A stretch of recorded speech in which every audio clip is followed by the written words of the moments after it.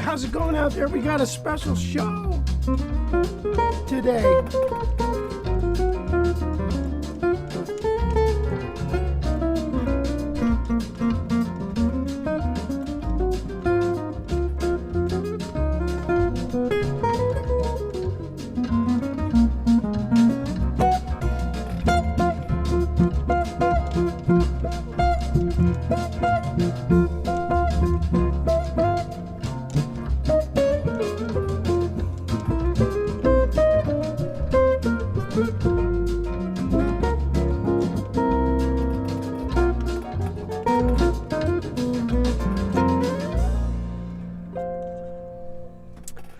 Well, hello out there. I hope everybody's doing well, and welcome. Thank you for joining me, and we have a special, wonderful little show because a friend of mine has agreed to be interviewed, and we're going to talk to him, and that's Chris Montez.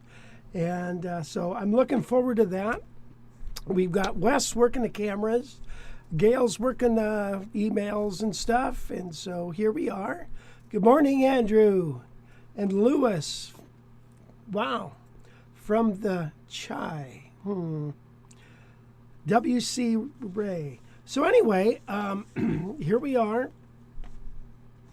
What's going on? I got some new guitars coming, and I kind of went crazy this week. I bought a Golden Eagle with 2 mounted pickups, and we've got a one like this 575 coming in, spruce top, and 1 mounted pickup. That's a stellar guitar, so can't wait to get those.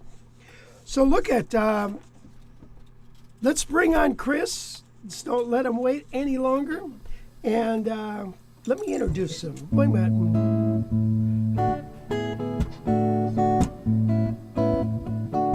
You all know this one.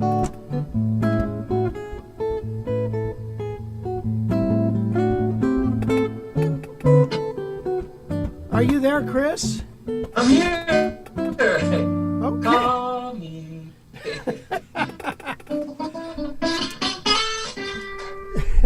I got my guitar in my hand here. Zoom me. Whoops, he froze up on us. Oh, no. Oh, he's there. Oh, good. Oh, no, I'm not. Oh, good. So, I want to invite anybody if they want to pose some questions to Chris now, as we get going. But anyway, I want to say thank you, Chris, for for doing this. That's so nice of you. Is uh-oh. It's my pleasure, my friend. You've always been good to me. Oh. And I remember when I first met to take guitar lessons with you. Do you remember that? I do. I remember looking in the lesson book, and there was this name, and it was so big it took up 2 slots, and I thought, I couldn't even pronounce it. Ezekiel Montez, and I thought, wow. Yep. And so we had a couple lessons, me. and then finally, the drum teacher says, "Hey, you know that's Chris Montez," and I said, "Who?" No, I said, "You're kidding. You didn't want to be known then, I guess, or something." Yeah. You were incognito. And I first lesson you gave me. Yeah. No, I'm just low profile. I know you're a humble, happy, sweet fella. So that's really a pleasure. When you have to, it's my pleasure. Yeah, boy, our connection's not so hot, but we're gonna make through it. So Chris, I want to tell everybody kind of real briefly your history, because it's quite extensive. Oh no, we've lost him. Hopefully. Oh, we got to get him back. Right. So let me talk about him while you work on that. So Chris, had the hit "Let's Dance" in the '62 or I something. guess you. Okay. Yeah, I'm gonna give you a little brief history, and then we're gonna talk about you and All right. some of those No. things. Yeah, we're getting a choppy signal. But anyway, so Chris had the big hit, "Let's Dance" in '62, went on tour. Chris, I think he was only like 16, weren't you, Chris, or 18? Yeah. Yeah. Yeah. Almost, yes. 17 almost. Almost 17. Well, that's Yeah. that's pretty young. So he goes on and then he's in England, and the opening act is the Beatles. And so he gets to know the Beatles. You're on the road with them in a bus for a month, right? Something like that. Well, yeah. Yeah. 4 weeks. Yeah. Uh-huh. And that's right around the period that they broke and went and recorded their record, right? Their Meet the Beatles record. Yeah. They disappeared for a couple of days, and I said, "Where were you guys?" They said, "We're finishing our album." And Paul says, "You want to hear it?" And we had a room upstairs, and we sat back, and he puts, the third vinyl, and he says, "Song." I had him play it about 5 times. Yeah. So he's probably the first American to hear it was with the Beatles, I think, in Europe. Yeah, I would say, yeah, I'm the first American or Mexican American that ever hung out with them. And they took me to have boots made and suits made. It was fantastic. Oh, I'll bet. But there's so much more to your. There's a lot of. Well, there's all the pictures of you guys, and that's such a wonderful, wonderful background.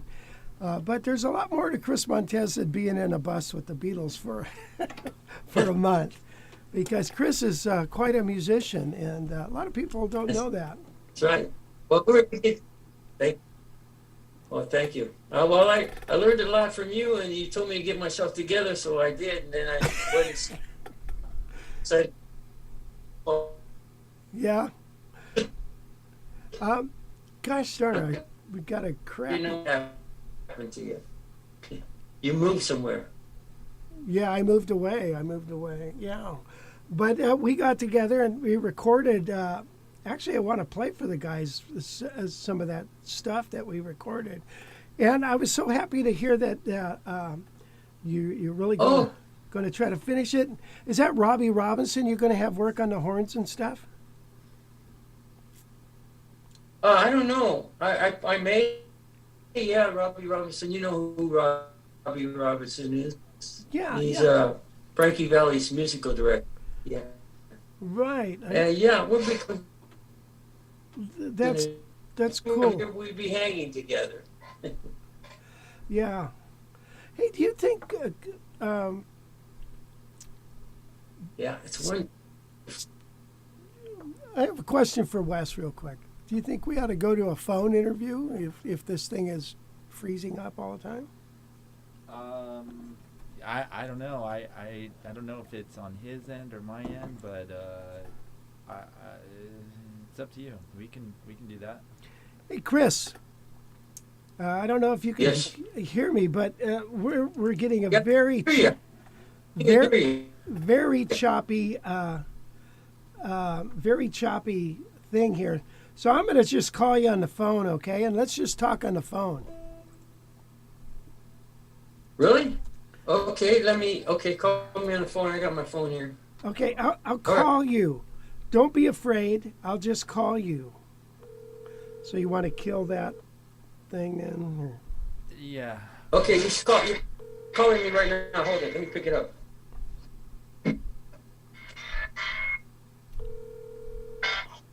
Hello? Okay, there you are. Yeah. Does that sound better, you guys? Say something, Chris. Yeah, I can hear you, but I see you on screen and it's cutting out. Oh. Okay, well, anyway. Maybe try having him end the stream, end his live, the Zoom call, and then go back You want me to on turn it. it off? Yeah, end your Zoom call. And then try logging back onto it. And then try logging back on again, Chris. Okay, hold on.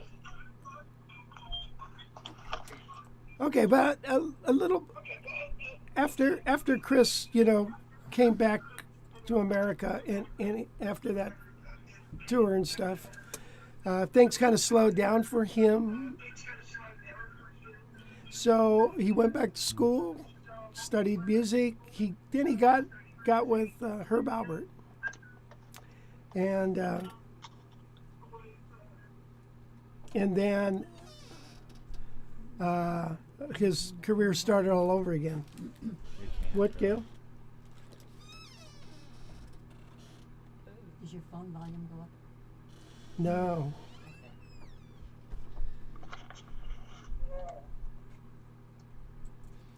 Okay. Are you there, Chris? Yeah, I'm just leaving the meeting right now. Okay.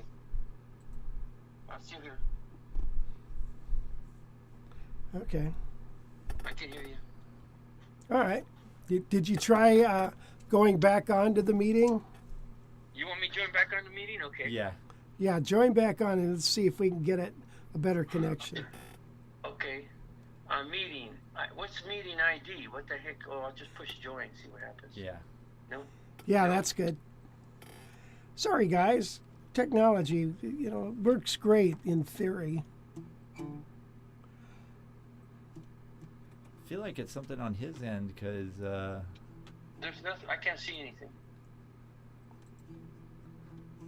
he needs to join go back to the email and click on that link again. Yeah, Okay, hold on. yeah. Okay, let me go back to the email. Jeepers, you gotta be kidding me. Okay, oh man, okay, no, I can't, to which, Chaz Kelly or mine? To yours. Okay, jeepers, you got me stunned there. Now I don't know what to do. I'll go to the mail, okay. Yeah. So anyway, after he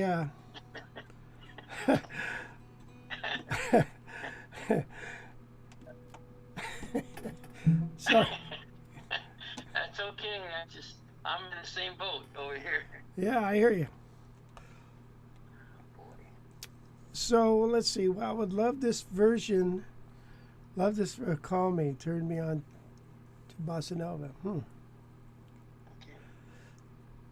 It's Joe Biden's fault. I hear you. Yeah. The pipeline. Let's see. Well, anyway,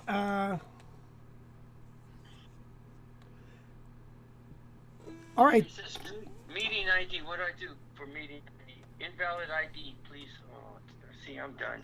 It's over. Yeah, over. All right. Well, How about? Okay, here. I put just join meeting. Yeah. And it says by clicking join, you agree to terms. Yeah, okay. Join, okay. That means they're gonna steal all your information. Yeah. What information now? That I was in jail most of my life? Hey, Kirby. Yeah, in jail. Yeah. I push join and nothing's happened. What's the E-pad? That's your. That's I think what you're talking on. E's iPad. Okay. That's my E-pad. Okay, iPad. I put join nothing. Okay, join meeting. I push join meeting. Shall I cancel that and start again? Start or join meeting? Join meeting. Okay, join. That's what I got right here. Join meeting, and it comes out, and meeting ID. It says, what is that? My name? Yeah. You could put his audio close to this mic right here. Okay. Oh, okay. I don't know what the meeting ID thing is. All right. I thought it was my name. No? You should be able to just click it and it should take you back into the meeting. The link in the email. I push join, nothing happens. I push join meeting, nothing happens. I'll do it again. Start or join meeting. So it started at the top and it says joint meeting. Oh, should I push sign in? Yeah. Okay, sign in. Okay, and then I push sign in and nothing's happened. Love technology. No, me too. You don't know what's going on. It's wonderful. Yeah. I'll try it again. We'll see if we can find it. Are you on the new meeting link? On the newest email? I could send you another one. Okay, here it is. I guess here, West Severson. This is the second time. HHP. Okay, so I'm waiting for it. What do I do? Just push forward? Just click the link. That link in the email.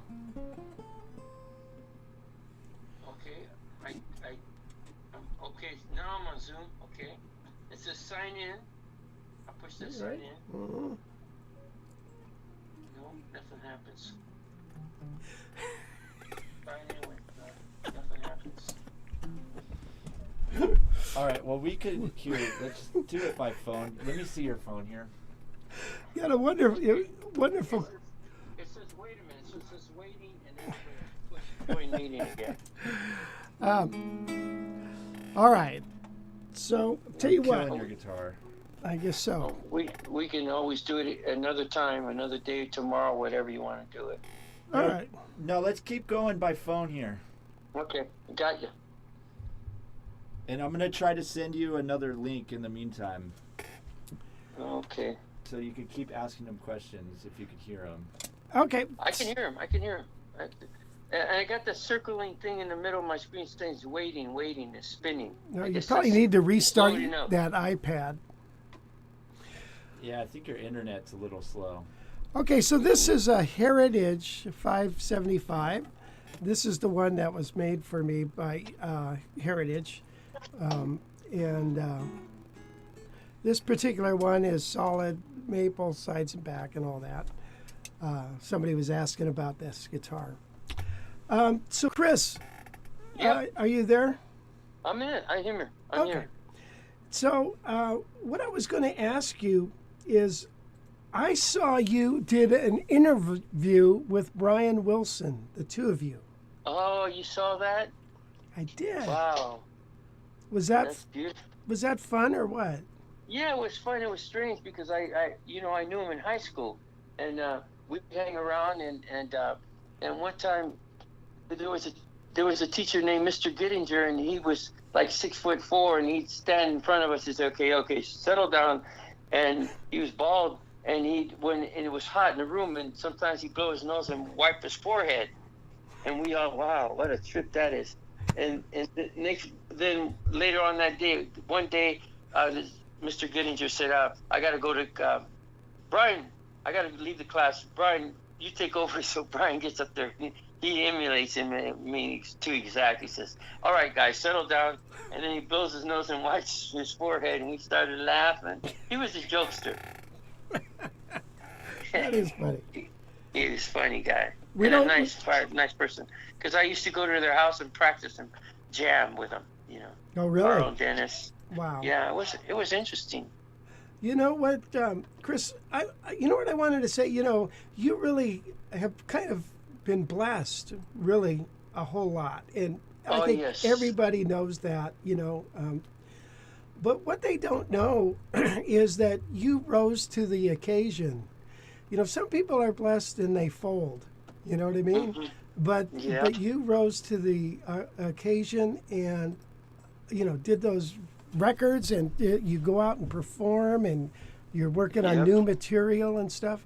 So not everybody can do that. So I want the people to know that Chris he's been at the right place at the right time. But even if you're given those opportunities, some people can't follow through, or they fold. You know, and Chris never did that. I think it's because, I have the Lord on my side. I believe strongly in the Lord, and I've gotten to know Him more as I've gotten older. But I think He's always opened doors for me, and then I just proceeded to follow through, and I've been blessed by it. But He's given me wisdom, and always to keep myself calm, you know, and treat people with respect. Treat them like I would like them to treat me. You know, love your neighbors as you do yourself, and that's how I stand. That's how I feel. Yeah, that's the beautiful. That's what's so cool about Chris. I think we should have done some prayers before we did this Zoom interview. No kidding. But it's an exciting thing talking to you and being on your show. Yeah. Well, thanks. So yeah, Brian Wilson. Now, I heard that you surfed more than the Beach Boys. Is that correct? Yeah, I remember having a conversation at their house, and Brian says to me, "Hey, Zeke, we're gonna be signing a record company," and I was also going to sign with a company. He said, "And we're going to call ourselves the Beach Boys." And I said to myself, "Why the Beach Boys? I surf more than they do, and only one of them surf, you know." But it worked out great. That was my reaction. Why? They don't surf that much. Yeah, that's funny. One of the other things I wanted to say is, how did you get connected with A&M Records?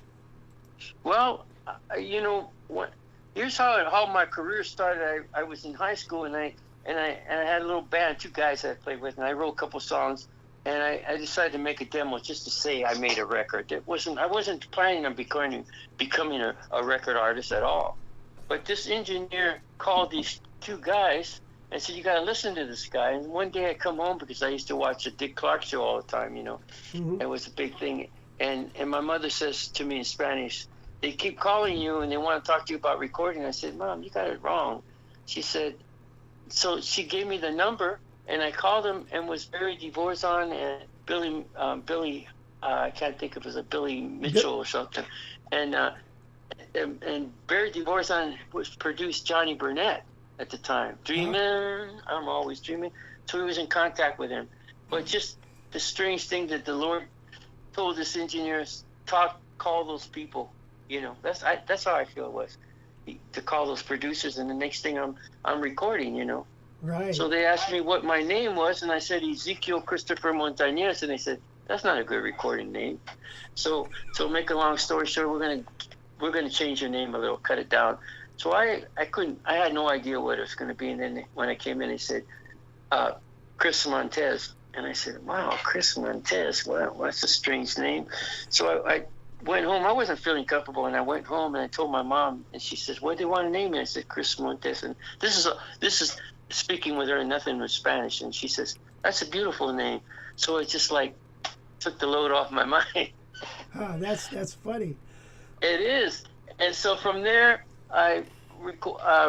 from these producers introduced, Jim Lee came into my life, and they couldn't sell my demo, so he said, I can do it. And so that's how we got into it, and we wrote songs together, and Let's Dance came out of there, and Some Kind of Fun, which were pretty big hits in Europe.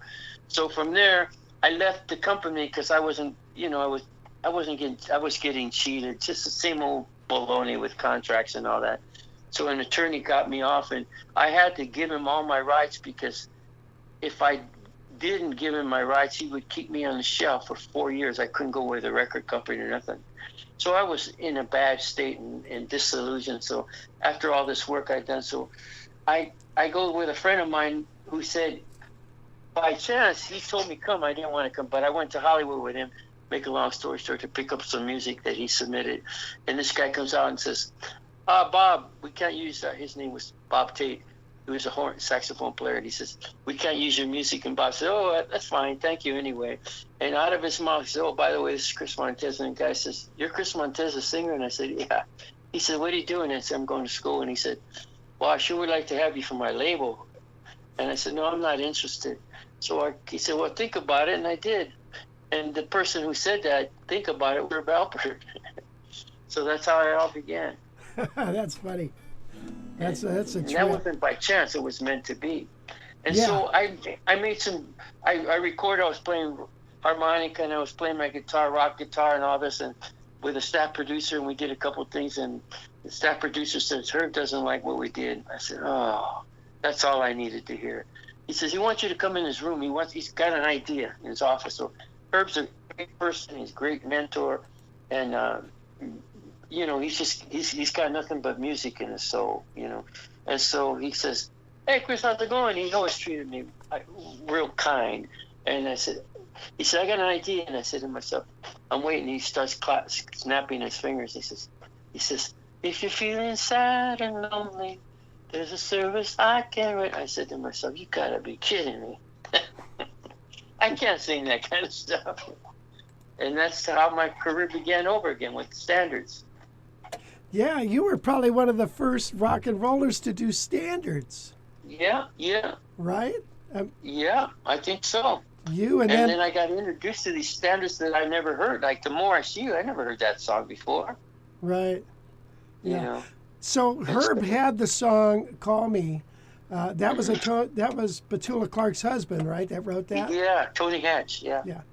So, do you remember? I was in Seattle at a Christian conference teaching, and I got to I was hanging out with Barry Dvorak at the table. Oh yeah, Dvorak. Yeah. Yeah, Dvorak.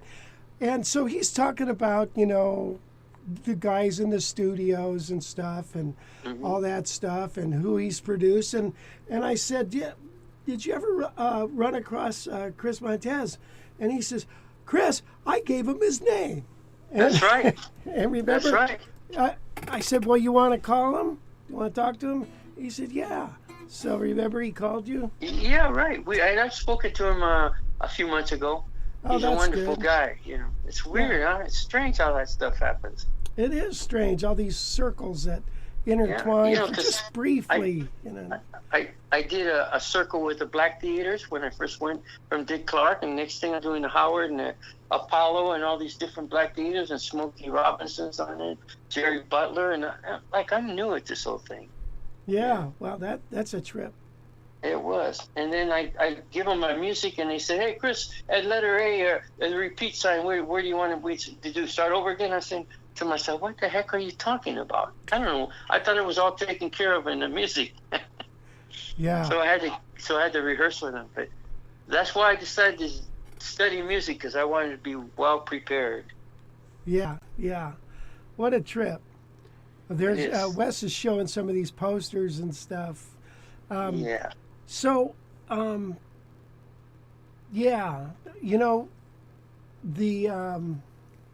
wanted to, would it be okay if, I've got 3 of the tunes, we went in and did all those recordings, and yeah, we never finished them, yeah. 3 of them got done, I think are pretty nice. Would it be okay to play one of those? Well, which one you want to play? Well, we could either. There's three of them. There's I've Never Been in Love Before, or Your Tune. I would kind of like to play Your Tune. Okay, the one I wrote. Or we Okay. could do Call Me. I don't care. No. I think that I love. That's one of my favorite songs is "I've Never Been in Love Before." That's a beautiful song. You want to do That's that one? probably. Yeah, that's. And well, you can choose whatever you want.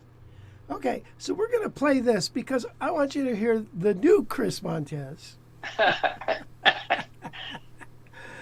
Yeah, and Okay. and I think it's just so cool. I Chris being an artist, he's never happy with himself. It's like most artists are. Anyway, here, go ahead, Wes, play that.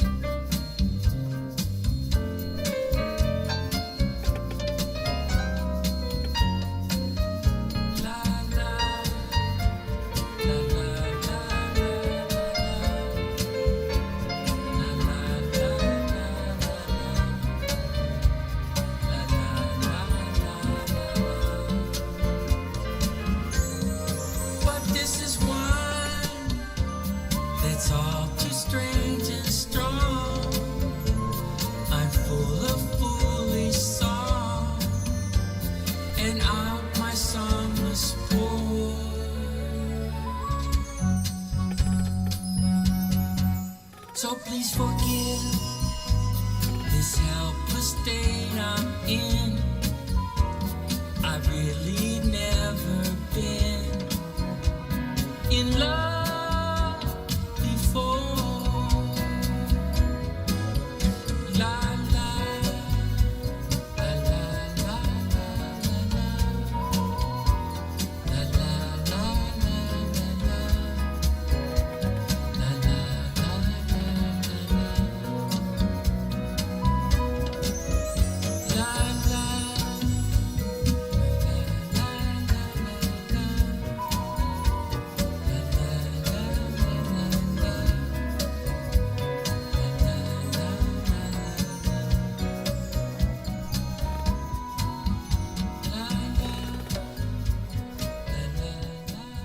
Okay. Yeah, that's a sweet tune. Yeah, it's a beautiful song. I don't think we really totally finished what I hear from it, but I got to remix it. We'll do it again. But thank you for playing it. That's wonderful. And by the way, you got to tell everybody that you're the arranger of all the music I did for the new album. Yeah, and I'm the arranger of all the new music. But you also have my band backing you up. Yeah, right. With, Great people. Gary Newmark on drums and Roy Carlson bass, Daryl DeVores on piano, and also David Oz on piano. It was a wonderful band. And they were was a so great happy, band. so happy to do it, and so excited to do it. Wow. So anyway. I was honored. Yeah, that was a lot of fun. So, I don't know who this guy is, Seize the Day, but anyway, there's a whole bunch of stuff on this chat thing. But for that fella, I want to mention that I heard Paul McCartney's got a new book out, right, or something like that. Yes, that's right. And he mentions you in the book, isn't that correct? Yes, yeah, that's right. He does. It was wonderful because and it has that I don't know what, some kind of a poster on it or something. Oh, where it says Chris Montez, Tommy Rowe, and also including the Beatles poster. Yeah. That's phenomenal. Yeah, that is so cool. Very cool. So Chris knows about everybody who ever been in that.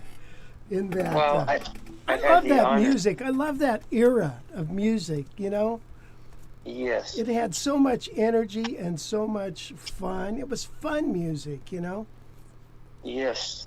Matter of fact, I told my cousin once that we were, you know, working together, and he said, you know, I got to say, every time I heard Let's Dance, we were always having fun. Yeah, that's right. Yeah. Wow. Yeah. That's unbelievable. So yeah, That's Chris, I think you sound wonderful on that recording, and so Thank you. it Thank sounds you. just like Chris Montez. I think I've tried to mature my voice and speak a little mature. You know, It'll never happen. gonna sound like Darth Vader. Yeah, that's it. Yeah. Is there anything anybody wants to ask Chris? We can obviously do that. The other thing, Chris, is there anything you want to talk about that you're doing now, because you're traveling all over the place? Oh, Yeah, I know well, I've got some off. Yeah, I'm going to go, other than when we finish this album and focus, I'm going to go and try some other stuff. And because I got offers from a couple people, and some people want me to sing and use some of my songs on film and commercials. So I think that'll be a great opportunity. So I'm going to jump on it. Yeah, you know, now you post where you're going to be at on Facebook, right? Yes. Mm-hmm. So if you went to Chris Montez, it's just Chris Montez on Facebook, is that? Yes, right. Chris Montez. Yeah, and they can always find out what you're up to. Yeah, they sure can. And I when I come out on stage and talk to these people, I have fans all over the world and all over. In fact, I just did a show, and some fans came in from Germany, and the other couple came from Spain, and it was such an honor because they wanted to meet me and talk with me, and I'm always open, to talk to people. Right. If the Lord could talk to people, I can talk to people. If the Lord can be humbled, I can be humbler. Yeah. I think that's yeah. Well, definitely you're accessible, which is not always true about everybody. But there's a picture of you with Bobby Rydell, and I wanted to come about that because we just lost him, and that was heartbreaking. Yeah, and I got to hang with him on this boat cruise, and he'd always say, "Come on, Chris, let's hang out here in the back." And he'd be with his couple, his lawyer, and some people, and I'd be sitting out there with him, and he'd be drinking, and we'd be talking, and I always had a high respect for him, and I tell him, watch your health, take care of yourself, and he said, I will, but he was a talker, and that's Bobby. He had a lot of information, and he studied drums under some heavyweight drummer, a well-known drummer. Oh, really? Yeah, a great jazz drummer for many years. Can't think of his name, but I did a gig. It was with the Golden Boys of Bandstand. And yeah, it was Frankie Avalon and Fabian and Bobby Rydell. And Bobby Rydell, he didn't look like that. So it must have been a few years ago. probably yeah, probably. 15 years ago or so. You know, and I went to see them because they were booked constantly. The Golden Boys, I think that's what's their name. Yeah. Uh-huh. And I bought a Stratocaster that was beautiful gold, you know, and I was playing for a while. Then my manager said, I'm going to go talk to the Golden Boys because he managed Fabian. So I went. They wanted me to come and see the show, so I did. And I brought my guitar, and I had just them three sign the back of my guitar, my Strat. Oh, really? So it's the that's Golden nice. Boys guitar, you know. It's Oh, that gorgeous. is cool. What a great. It is. Oh, that's One of a very kind. cool. Well, Bobby Rydell certainly spoke highly of you, and so did Fabian. I got to talk to Fabian a little bit. Oh, good. Yeah, Yeah, he said, I said, Chris needs to finish his album. And he says, I'll tell him. Chris needs to finish his album. Yeah. I always got, you know, because I've always respected these different artists because they were doing things before I was. And I always step back and watch these people who were idols or rock idols or whatever you want to categorize them as. They were all people, but I mean, just at that time, you know, where their life was at the time, you know. Right. Oh, there's a picture of you at a Beatle Fest, I think. So you go Yeah, to some of these Beatle Fests just- and they ask you about the Beatles all the time, huh? Yeah, and there's a video on the last. They flew me to do the Cavern a couple of years ago, and they shot it live, and this shows me playing my guitar and singing. But and I just did one in San Diego about a month ago. Oh, nice, nice. That's Yeah, so cool. it was different, but it was nice. Uh-huh. And luckily, Whoops. You there? Did I lose him on that too? Yeah, I'm not sure what's going on there. Somebody had the comment for somebody who wrote who made Call Me really good. It sure is tough to get these connections. Yeah, I don't know what's going on there. Whoops, you there? yeah, I'm here. Oh, okay. Here he is. I've been here. You've been here. Oh, okay. I can hear you. This one fella said, Chris, how do you find your muse when you songwrite? Do you have a How rich do I find my what? muse? What does that mean? My views? M-U-S-E. Do you have a Oh. ritual to songwrite? I just get if I hear a sentence or an idea that I like, I try it. I try to utilize it in a song and see. And sometimes it works and sometimes it doesn't. Yeah. But it opens doors to other of the same idea. Yeah. Yeah. Cool. Well, Chris, let's see. I guess we probably tortured you enough. It's been wonderful. It's been wonderful hanging out with you. Hey, guys are probably want to know this. Chris is a superb guitarist, and he's got a ton of guitars. But what do you take on the road with you? Your Strat? Well, lately I've been taking a Strat. It's called it's got double humbuckers, humbucker, S, single, and humbucker. It's just. Oh, really? I just saw it, and I sent for it. So because I like playing my Gibson, my Les Paul, and this has humbuckers in the front, single in the middle, and humbuckers in it, and it's given me a great variety of tone, especially when I do the standards or Call Me in the Morrissey. Uh-huh. So I really like that guitar. Yeah, and now But I got 3 Eric Claptons. I got a couple Gibsons. I got a few jazz guitars. I got several, other kind of guitars, like you. Yeah, you got your John Pisano. Yeah, my John Pisano, and then I got my other Eastman, which I was playing a minute ago. Hey, tell the listeners who was playing on the song "Call Me," the old one. Oh, John Pisano was one of them. That's where I got major 7, major 6. That group, ding, ding, ding, ding, and oh, jeepers. I can't think of. I know I had Joe Pass play on the sessions. I can't think of there were so many good players. I can't remember 'em. Yeah. Too bad you couldn't get anybody any good. Hey, and and of course, that band, the Wrecking Crew, that was my first group that I worked with.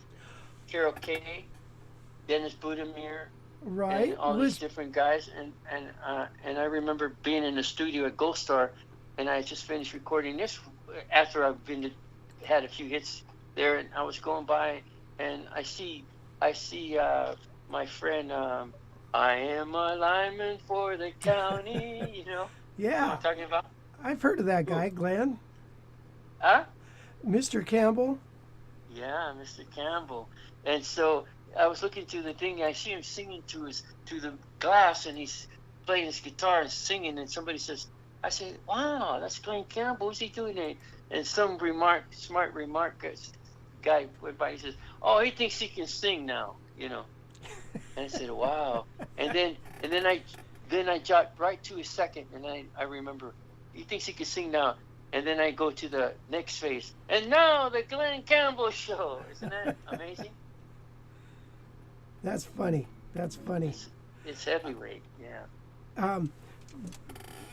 Oh, shoot. I just wanted to. Oh, Richie Valens. Okay. I know that you were super influenced by Richie, and you got to meet him once, right? Yeah, the little hop, and they said he'll be out in a minute, and I'm standing there's like 300 people in this little small hall. And I looked to my right, and he's standing next to me. I said, "You're Richie Valens." I was so thrilled because that's the reason why I went. I wasn't planning on meeting him because he's too busy, and I just wanted to say I was at the hop when he sang La Bamba and Donna, and there he is. God put him next to me, right next to me, and I shook his hand. And I said, and he was so kind to me because I admired him, because he was the first Mexican rock and roller that got me to want to be like a singer like him, and I made a pact with myself or with people. I said, I'm going to treat people. If I ever become famous, I'm going to treat people like he treated me, because I know I was elated to meet him. And I wanted to say so many things, and I have that happen to me every time I get off a stage and sign autographs. People just hug me, want to talk to me, and tell me whatever they feel about me, and it makes me feel good because it makes them happy, just like he made me happy. Oh, that's nice. Nice story. Somebody just asked, how did Herb Alpert treat you? He treated me like gold. He gave me a great contract. He took care of me in every way, and he'd even send me Christmas gifts on Christmas. That's how wonderful he was. Wow, that's pretty cool. That's very cool. Okay, well, thank you, Chris. We got to stay in touch. All right, I'll be calling you in a couple of days. Okay, and thank you again for making this day. I'm sorry this technology thing didn't work out, but we'll catch it next time. We'll fix it in the mix. Okay. All right, take care, Chris. God bless you. Take care, guys. All right, bye-bye. Well, there you have it, guys. Could you turn this guitar on?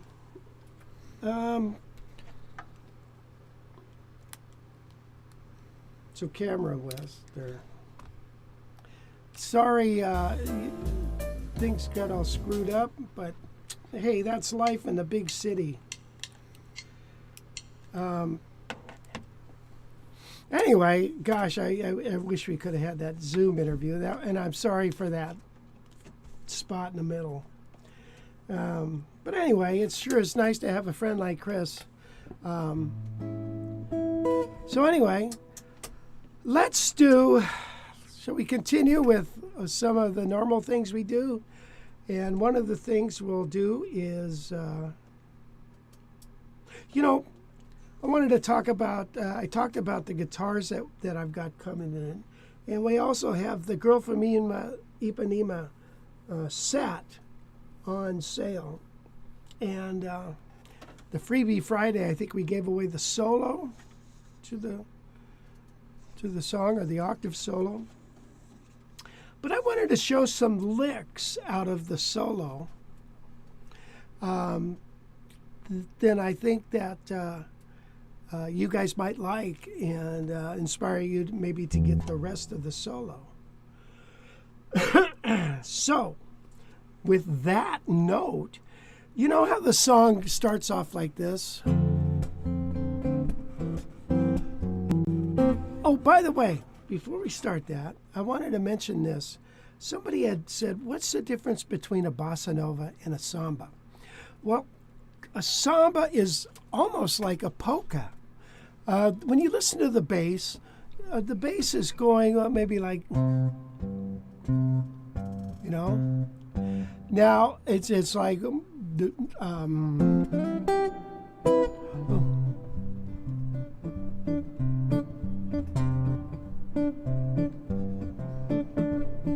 right? Now a samba, the bass is a slower tempo.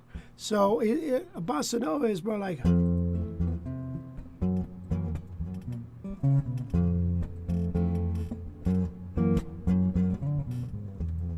something like that, you know, in the bass. So it's slower tempo, and that's the difference in my layman terms. All right, but at the beginning of Girl from Ipanema, it goes F to G flat 7 flat 5.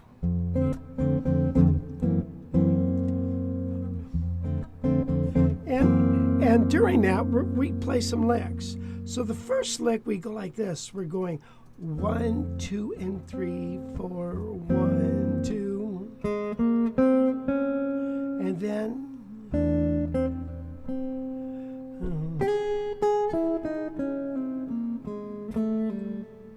so I'm going from altered dominant sounds to tonal sounds of F. So you hear it? Then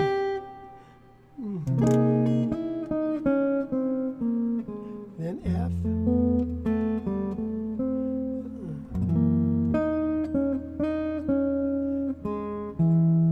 And then F. So let's go over it real close. So let me play it in time so you can hear it.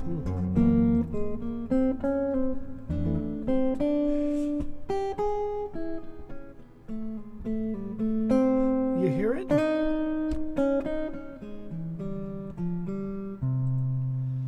Okay, so the first lick over the G flat 7. By the way, this is a flat 5 substitution for C7. Okay, so it's like C7 flat 5. And the scale we derive all our stuff from, all our notes would be the C melodic minor. Okay?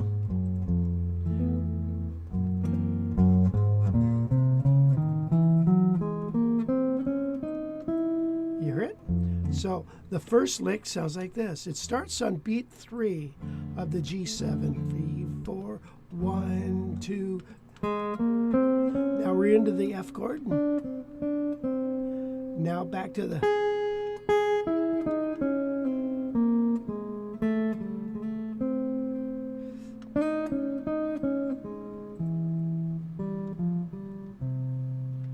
So I think harmonically, those licks. Oh, there's one more lick, and then.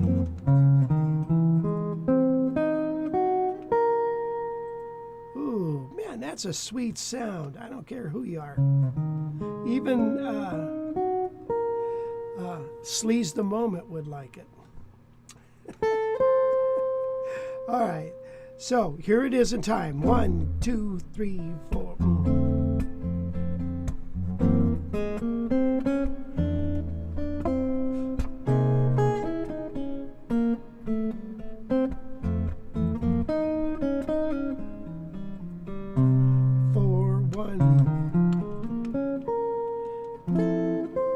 Into the solo.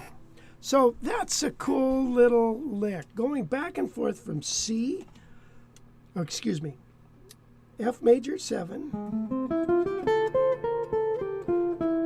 to C sharp melodic minor.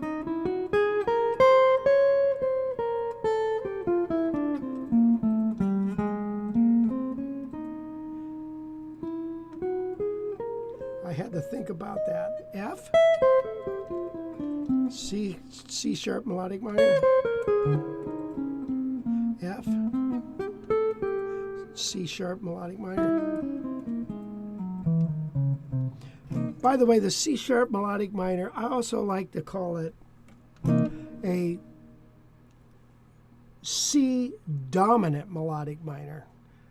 In other words, it's a C dominant melodic minor, which basically is kind of like mimicking the diminished sounds or the diminishing title, where you would start on the 7th degree. So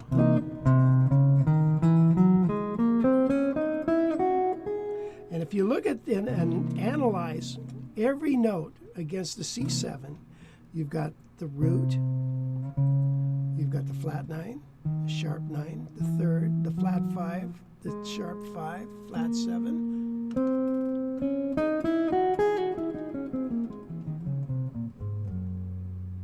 Okay? There's our little lesson.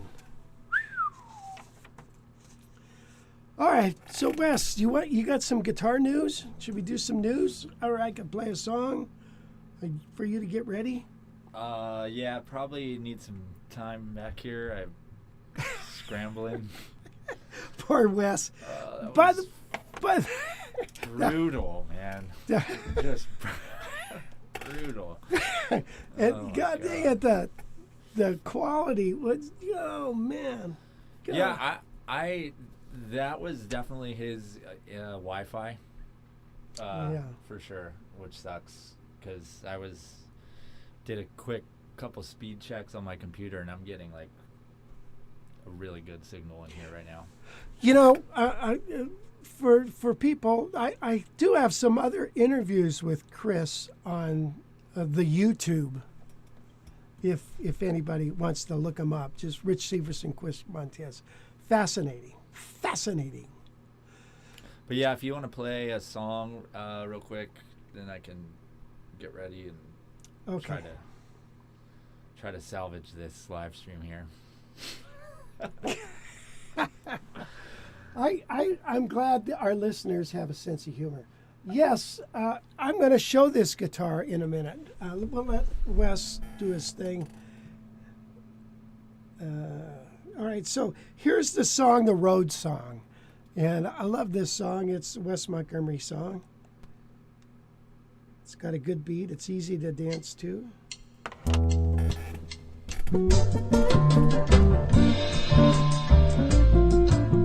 Is that balance in?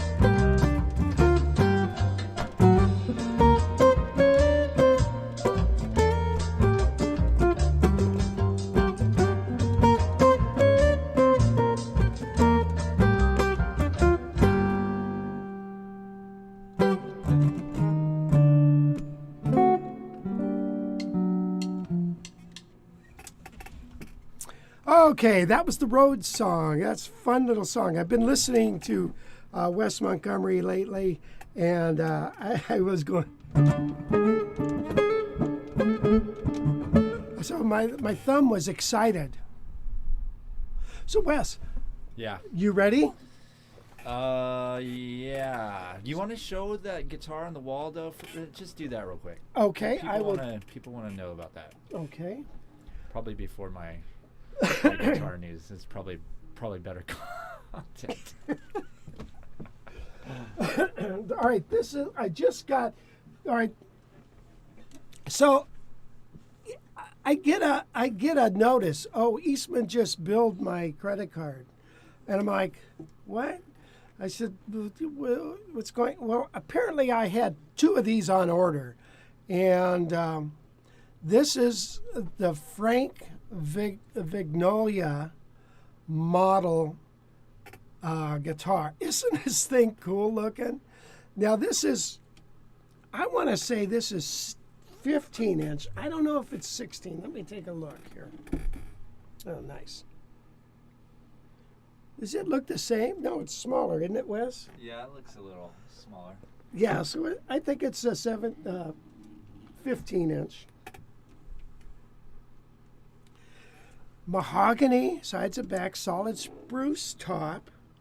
But check it out. It's got these cool F holes. And it's also got a sound hole right there. So when you play, now I just got it out of the box. I haven't done a thing to it. Let me plug it in. Well, you are you manning the cameras? Let's go close up a second. Do you see that this it's got cool binding all around, real beautiful binding, a 3-piece maple neck, beautiful tuners, and the slotted string things, ebony fretboard. It's got their little Johnny Smith type pickup. I think the guitar is, if you want to look up what a modern guitar would look like, I think this is it, man. This is, I really like it. It's really nice. I'm going to plug it in.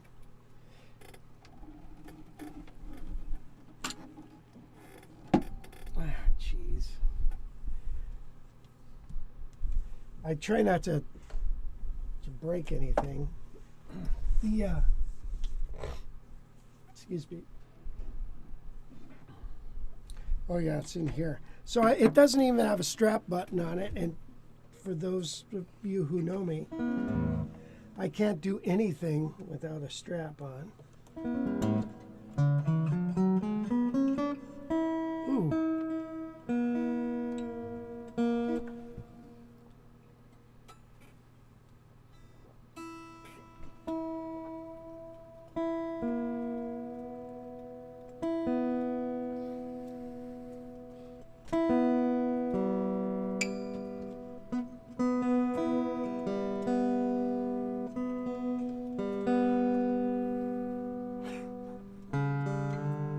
And that's what you come to these live streams to see Rich tune.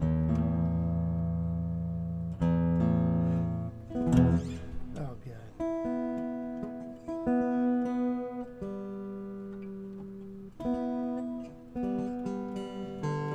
Yeah, you couldn't have tuned that thing up before.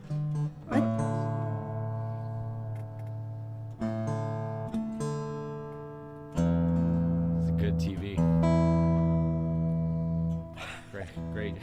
This is great. This is good TV right here. This whole broadcast has been great TV. Awesome.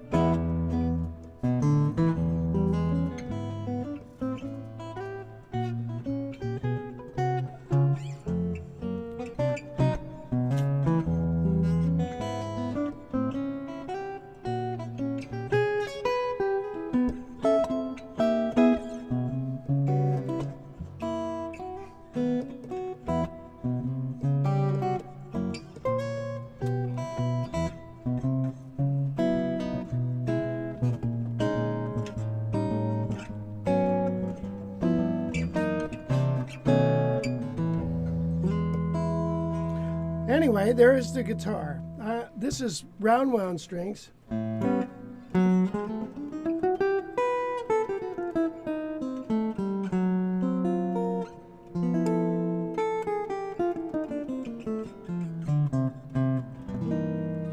this is sweet. This is very sweet. I don't know how else to describe it. It's quality instrument. And I'm sorry it's made in China. Excuse the hell out of me. I'm sorry, but it is. Some people complain because I push these Eastman guitars. I push guitars I like, not just guitars in general. All right, are you ready, Wes? Sure. Yeah, let's try it. Can I go to the bathroom while you do that? Sure, man. I'll be right back. It won't take long. All right. No, that's right. I'll stay here. Go. All right. There's a new guitar brand out that's just hitting the market. They have a pretty cool concept that I think is going to help them set themselves apart from everybody else. It's called Johnny Foreigner Guitars, and their new launch model is right here. It's called the 6. And here's the deal. The guitars are built right here in California, and they are totally customizable. So nice. you can go into their site, and you can choose through like 20 different options here. Pickups. You can decide which pickups you want. You want the 3 single coils. You want the P90s, humbucker, right?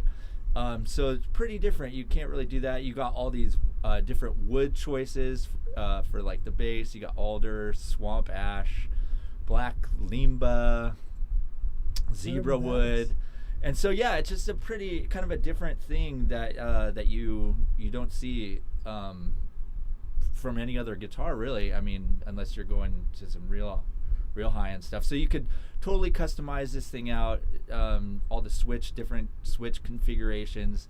Like I said, there's like 20 different things on here that you can mess around with. Another cool thing about these Johnny Foreigner guitars is they have this thing called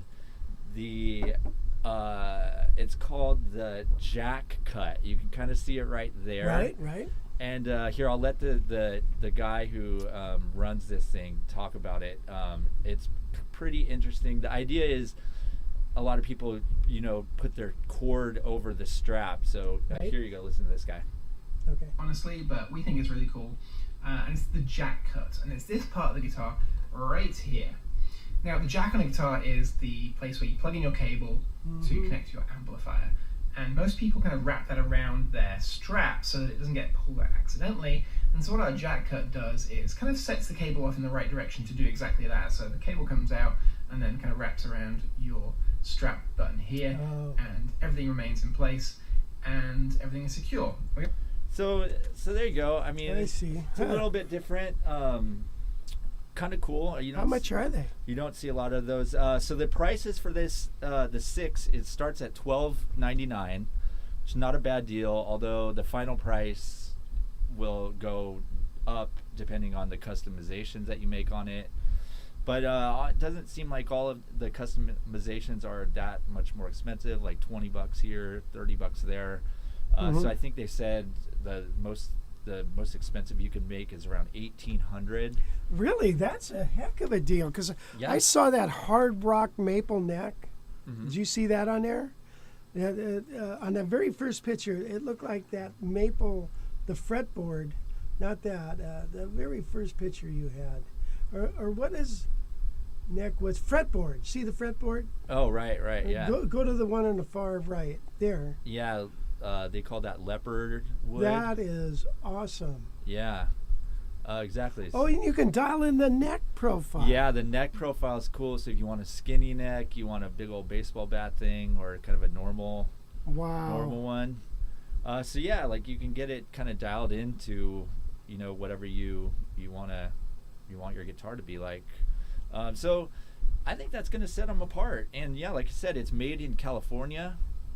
So I mean, for $1,299 to $1,800 with all those. Do you know who the originator of that is? Yeah, that guy that was talking on that Instagram video is Tom Dowler.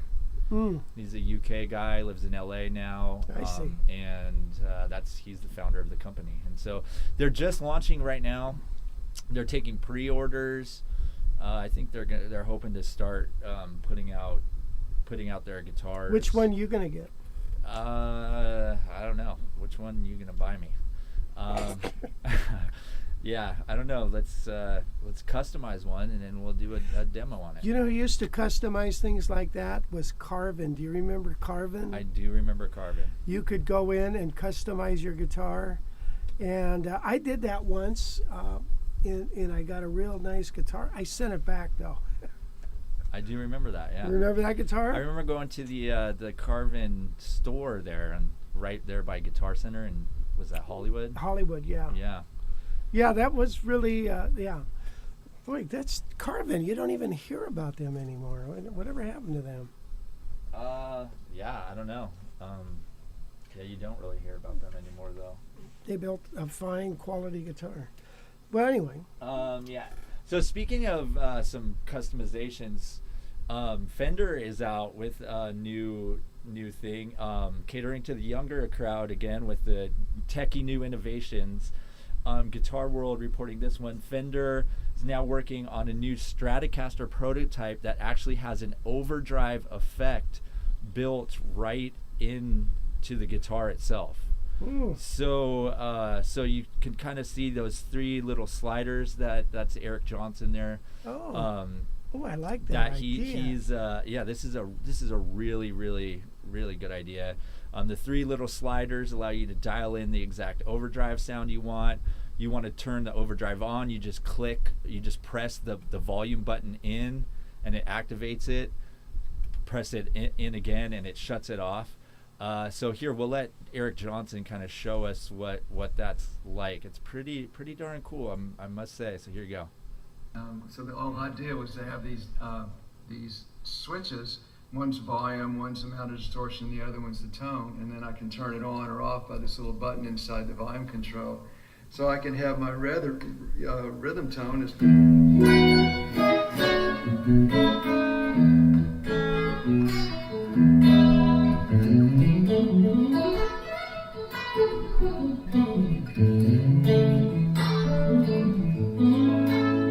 But then I also can have a lead tone by just pressing this. So you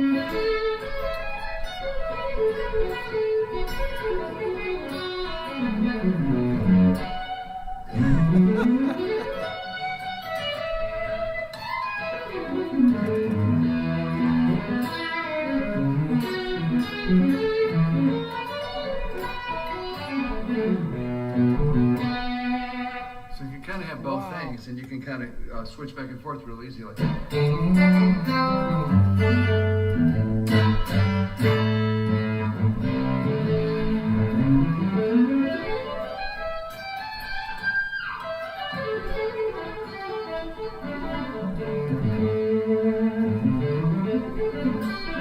So yeah, I mean, you can't deny that is not just a brilliant idea, right? I agree. I think that's kind of going to take electric guitars to kind of a whole new level, because think of the possibilities now. I mean, you could say you have one for overdrive, one for reverb, one for delay, have 3 different, you can go ahead and put a bunch of effects in there. I'm assuming at some point it's going to all kind of lead to that. But I think the idea that they were going for is just to make it easier on guys that just sit down and practice and not have to get out their pedal board or get out their whole effects pedals. Plus, I hate stepping on a pedal and then just running back and forth. Stepping on a pedal is a pain in the ass. Right. So yeah, I mean, you gotta admit, that's pretty dang cool, right?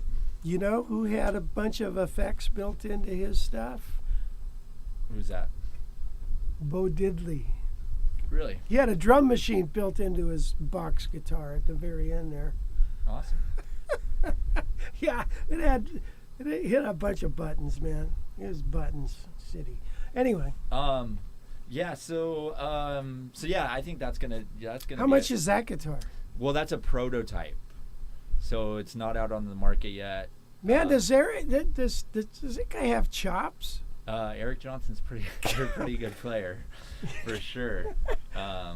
You know, I palled around with him for about a half an hour one time at the Dallas Guitar Show, talking about getting a Wes Montgomery sound. He was trying to get a Wes Montgomery sound, and we were trying to figure out what guitars thing. So it's kind of fun. Yeah. But anyway, that's my only interaction with him. Yeah, no, I remember that Dallas Guitar Show where he was kind of the headliner of the Guitar Fest or whatever, which I watched pretty much all his concert there, and it was God, good. Yeah, freaking. He's awesome. And a nice guy and plays his ass off. Jeez Louise. Right. All right, one more.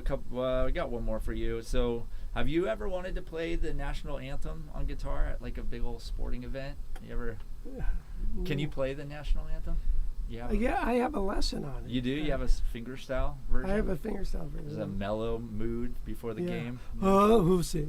Yeah. Well, anyway, this guy here, Chris Stone, his name's Chris Stone Kingfish Ingram. He just got the chance. Have you heard of this guy before? Yes, I have. So yeah, 23 years old, making a huge splash in the guitar world at such a young age. Considered by many one of the best blues players in the world. He got a chance to play the Star Spangled Banner at a huge NBA playoff game between the Golden State Warriors and Memphis Grizzlies. This was earlier this week.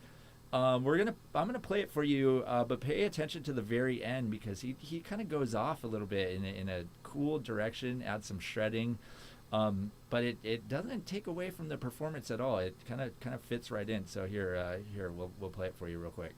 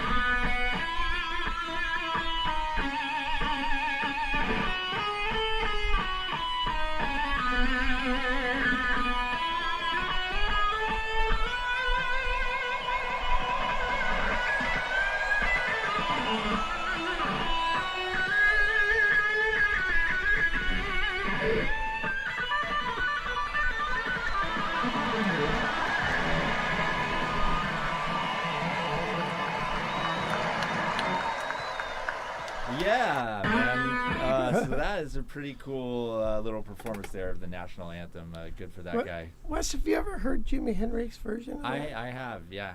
I have. Where he does the dive bombs and the bombs and everything. Yeah. I have that. That's pretty Yeah. pretty good one too. Well, that was yeah, cool. Yeah, you haven't heard many people doing that lately at sporting events. So it's cool for him to step up. He's actually won a Grammy this past year for Best Contemporary Blues Album, and on top of that, he's on track to go on tour this summer as part of Kenny Wayne Shepherd and Buddy Guy's Backroads Blues Festival tour. So keep an eye out for that guy. He's making waves there. Huh? Wow, that's cool. That's Yeah. cool. I got one more. You want one? One more quick keep one. going. So this was an interesting review that I saw in the publication Jazz Guitar Today, especially since you're in the market for a new amp to use since Quilter has discontinued your Micro Pro Mach 2 model with the 8-inch speaker that you really love. So it's this new lightweight Fender Frontman 20G. Might be right up your alley. It's came out in February of this year. Jazz Guitar Today writes, it bridges familiar Fender cosmetics and best-in-class sound quality at a great price that fits every player's budget, making it accessible to the widest variety of players. Beginners and pros alike will appreciate the Frontman 20G's tone and when you're practicing or playing with friends. The cool thing about it is it's $129. So I mean, that's just a really really good deal. But yeah, it's got your 8-inch speaker in it, and Right, yeah. and it only weighs 15 pounds. So But it's only it's only 20 watts, and yeah, the Quilter was 100. right. Well, the Quilter's also $1,200. Well, not anymore. Well, But whatever. Yeah. That particular amp, Frontman's, Jerry, a friend of mine, has gotten a couple of those amps. They sound remarkably nice, but I've never heard that amp. Yeah, a little 8-inch. Exactly. I'm just It'd be curious. worth- Yeah, for Well- $129, don't you think it'd be worth just buying one and trying it out? Because what if it's something that you end up really, really liking? I could try that. But the only thing that does, it is 6 pounds lighter than the Quilter, so it's a little bit lighter on your weak arms. What? And so easier to lug around. I think it's a little bit smaller too. Yeah. But the only disadvantage you got here that I found that you maybe couldn't deal with is there's no reverb on it. But it does have an auxiliary jack, so you can play your tracks through it, and play against the tracks at the same time, which would be kind of cool. But yeah, I don't know, for $129, gosh, it's so cheap. Well, yeah, but I have a feeling it'll be a practice. It's just a practice amp, but I could be wrong. But that's when Quilter. I was at a guitar show and Quilter came over to show me this amp when they had the Mach 1. And it's like I said, man, 8-inch speaker. That's a practice amp. That you don't go gig with that amp. And the guy assured me, oh yeah, you just try it. And it wasn't until I actually took it out to play a gig with it, where I first went to a rehearsal. I was like stunned. But I don't know. We'll have to see if that Frontman could do that. Yeah. Fender also makes that Super Champ. You ever seen those? Those are kind No. of cool. Yeah, no. I mean, this amp is pretty much brand new. It's only been out for two months or so. So, how long has that Super Champ been around? That's been around a while. Yeah. Yeah, so interesting. Jim said that you can put your name or logo on the Johnny Foreigner headstock. So you can put a Guitar College symbol right there on the headstock. You talking about the customized guitars? Yeah, the Johnny Foreigner. Oh, so you can get your own headstock name put on it? Yeah. Oh, well, that is cool. Yeah, make it the Rich Severson one. Right. Well, Wes, I've been happy with this Quilter Cub. Cub. Yeah, Aviator Cub. I think this has been a sweet little amp, and so and these aren't too bad. I mean, I've taken it out and played gigs with it. Now I got that Razor's Edge, and I took it to a gig. You notice it's gone here, and I'm vacillating because I called them back and I said I think I'd like to send it back. I thought it was a good amp and stuff, but I had a couple issues with it. But I want to take it into the living room and A/B it with this. Yeah. Because this is a sweet sounding amp. Yeah, we need to do that one of these days for sure. Yeah, we were going to do that like a month or two ago, but I Yeah, got maybe to we should do it send next it week. back or keep it. So we'll have to figure out what to do. What are the issues? All right, so I don't know if you've ever experienced this, but can you turn my guitar on? Sometimes, depending on the amp or whatever, like when you're playing, is this on?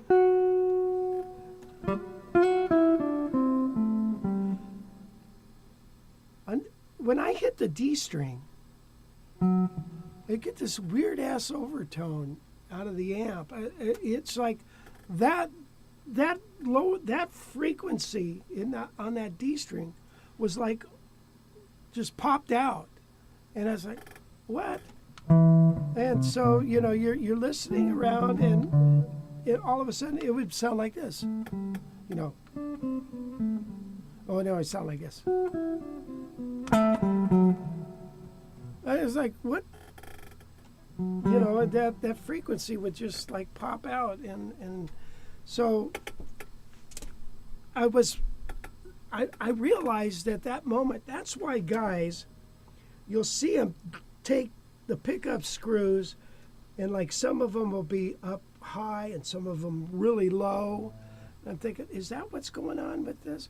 So it's something either in the cabinet or the amp design. I don't know what to think, so I need to explore that a little more on what's going on with that. Because it was really freaking me out, man, big time freaking. You know what I'm saying? Yeah, interesting. Yeah. So, but we should do that. We should take a listen to those.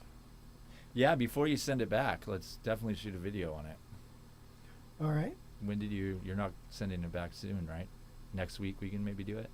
Well, yeah, I'll email him and tell him, it was no problem in sending it back. As a matter of fact, he said, gee, I've never had anybody send one back or something like that, or I'd be happy to take it back. But I want to A/B it with this quilter because I'm thinking, this quilter, we sell it for $5.79, and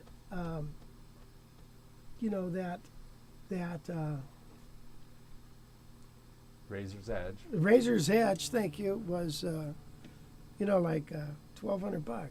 So. So anyway,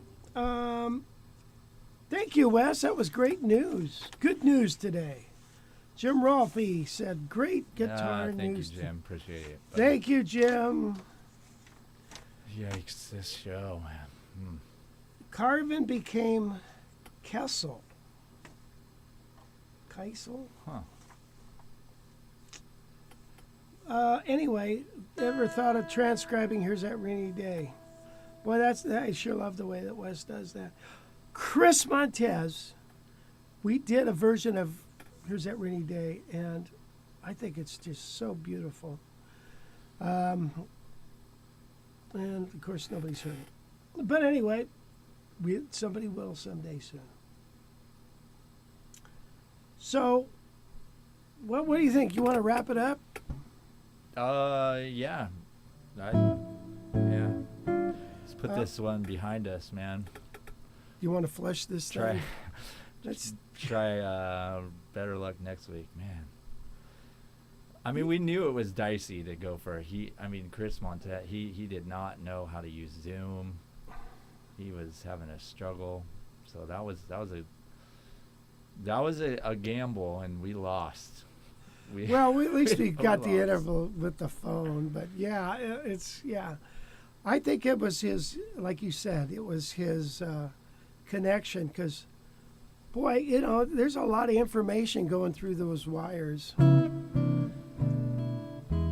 Let's see, Louis, it's this amp right here, Fender Frontman 20G. 20G. 1x8. Is that only 20 watts? What does the 20G mean? I think it means 20 watts. Yeah. Oh, I'm guessing that's the only kind of thing that you want to hear it real quick? Yeah, let's hear it. I'm sure it'll be all. It's mostly distortion, but there's he plays a little. For this next play, I'm plugged clean, into yeah. a Fender reverb pedal and then into the amp to add a little bit of space to the tone.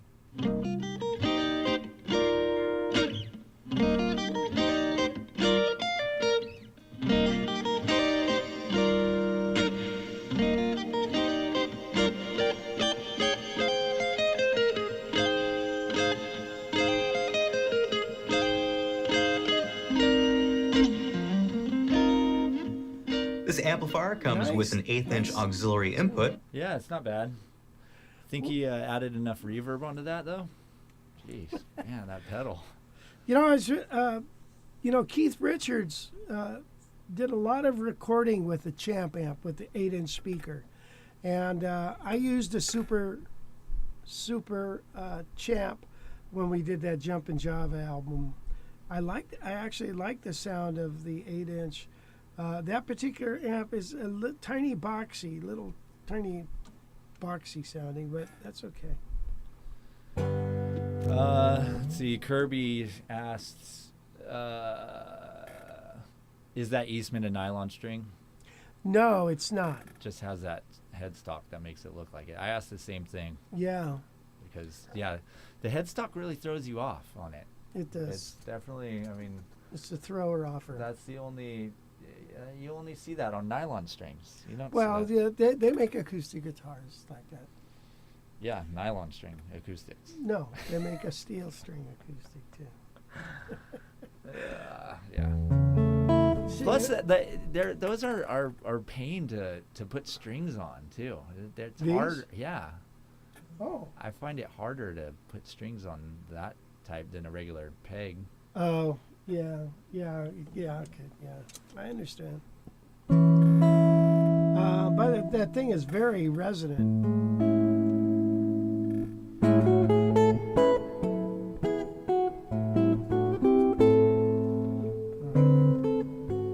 Well,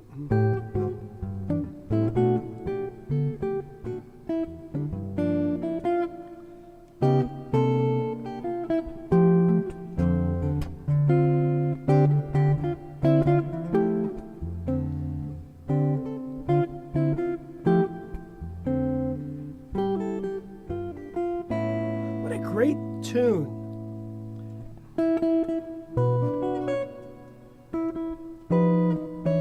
Those are my chords, so. Whoop.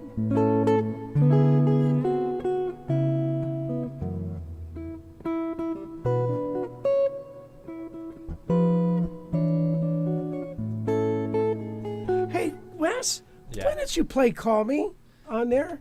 I'd like these people to hear this because it's so lighthearted and fun sounding and so fresh sounding. Could you play that for them? Yeah, we can. Here you go. Put a picture of Chris on there or something. What's going on here? Oh, stand by. Stand by. Here you Stand go. by. Patrick Evans from Maui. Oh, you son of a gun, you.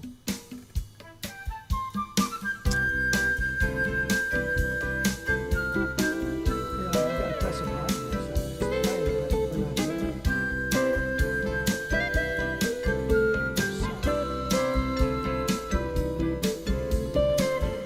If you're feeling sad and lonely, there's a service I can render. Tell the one who loves you only, I can be so warm. Don't be afraid, you can call me. Maybe it's late, but just call me. Tell me and I'll be around. When it seems your friends desert you, there's somebody thinking of you. I'm the one who never hurt you. Maybe that's because I love you. Call me.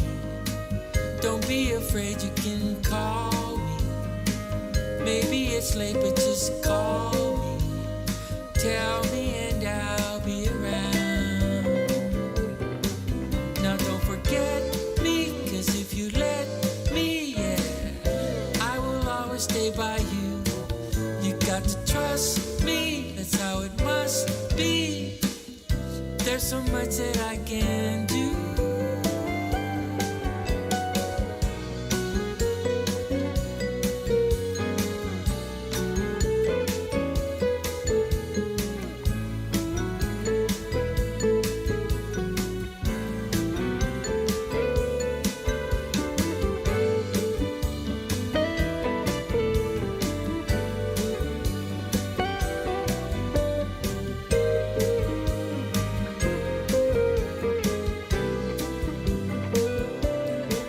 Now don't forget me, 'cause if you let me, yeah, I will always stay by you. You got to trust me, that's how it must be.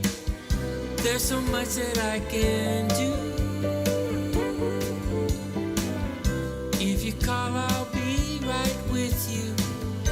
You and I should be together. Take this love I long to give you. I'll be at your side forever. Call me.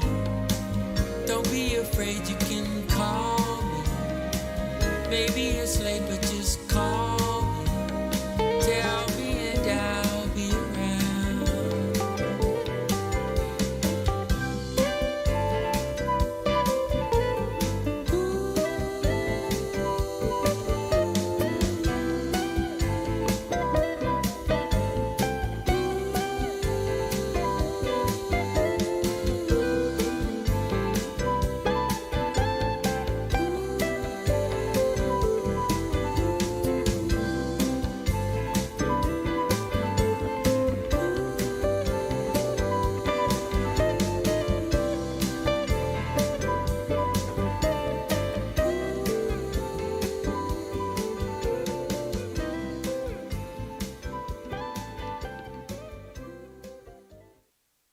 Isn't that a nice sound?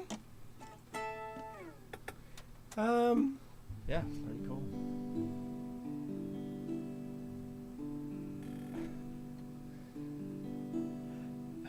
The call me work, but not the Zoom me. You turn this thing on. So anyway, yeah, did you hear the modulation down? So, most people, oh, modulate down? Who does that? It's a trick that Ted Green showed me. You modulate down for a different piece of the tune. And then when you come back up to the original key, it's bright again. So that was, I showed that to Mike Dana. He took it, what? And he thought, wow, that's a great little idea. Okay, guys, thank you for joining us again. And we're going to try it again next week. Do you want to try it again next week? Or should we just Try what? the live stream? Yeah. Yeah, okay. Just no Zoom interviews. Those are canceled. Unless they know how to work Zoom. Okay, that's a rule now. Yeah, I mean, most people, like Mitch, was fine. He had a nice camera, nice mic. He does Zoom lessons. Yeah, well, he's got that. He knows how to click on a link. Well, Chris, I'm sure can click on the link. It's I don't know. It's knowing the right one. It's which link do I click on? And remember we did one with Mike Dana, Mike. Right. Those are people that do Zoom interviews quite often, or not interviews, but lessons. Yeah, And- yeah, and they're very they're- familiar with Zoom. I've never done Zoom. I don't know. It's just about as hard as Skype. Well, Pretty tough. Skype can be challenging sometimes. Well, maybe Zoom is not challenging ever. Never had. I mean, you literally click a link and it takes you to the meeting. Hey, Louis says this stream proved to be very memorable. Thank you, Louis. That's a nice way to put it. Yeah. We'll make sure to archive this one.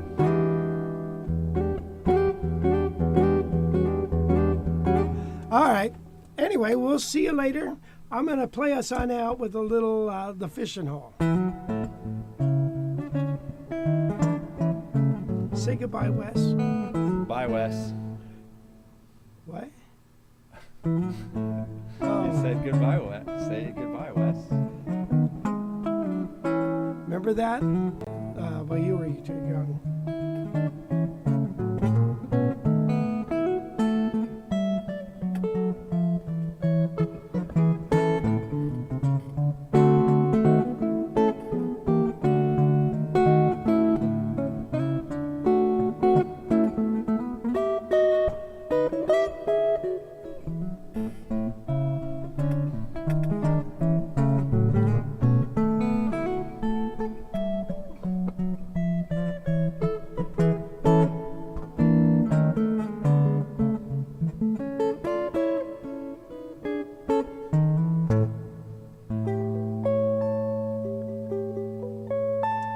Okay, I will see you next week, and we're going to try this again.